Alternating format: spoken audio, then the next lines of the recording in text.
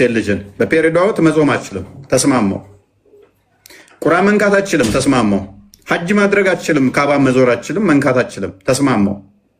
ጾም መጾም፣ ጸሎት መጸለይ አትችልም፣ ተስማማው። ዋትስ ኔክስት?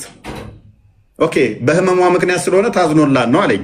እሺ ከታዘነላት በፔሪዷ ምክንያት ጋንም ትገባለች ማለት ትክክል ነው ወይ ብዬ ጠየቅኩት።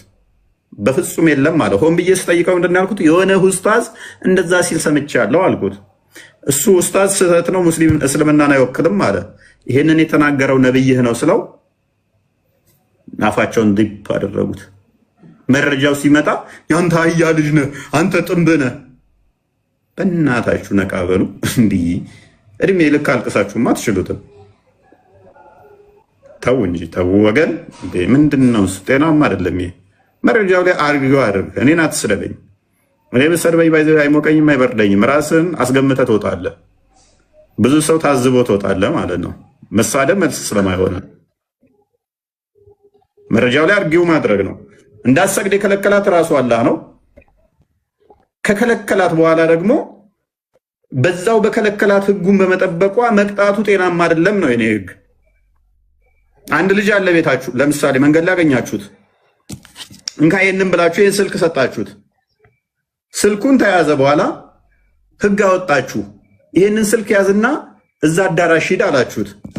አዳራሹ ጋር ላለ ዘበኛ ደግሞ ሄዳችሁ እንደዚህ አይነት ስልክ ዞ የሚመጣ እዚህ አዳራሽ ውስጥ እንዳይገባ ብላችሁ ከለከላችሁ። ሉክ ይሄንን ስልክ ሰጣችሁት፣ አስቀድማችሁ ለልጁ ሰጣችሁትና ሂድ እዛ አዳራሽ ዘኸው አላችሁት። ለአዳራሹ ዘበኛ ደግሞ ይሄንን እንደዚህ አይነት ስልክ ዞ የሚመጣ እንዳታስገባ ብላችሁ አላችሁ። ከዛ ልጁ ስልክ ተሰጠኝ ብሎ ወደ አዳራሹ ሲመጣ አገባም ተባለ።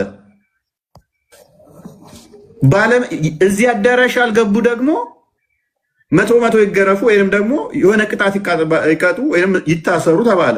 ያ ልጅ ታሰረ። ለልጁ መታሰር ምክንያት የሆነው ማን ነው?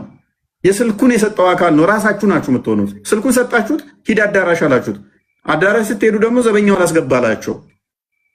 በዛ ምክንያት ባለመግባታችሁ ደግሞ ራሱ ይቀጣችኋል። በፔሬድን ያመጣችሁት እናንተ ሆን ብላችሁ አይደለም፣ እንድማ ብላችሁ አይደለም፣ እንድደሙ ምክንያት ሆናችኋል።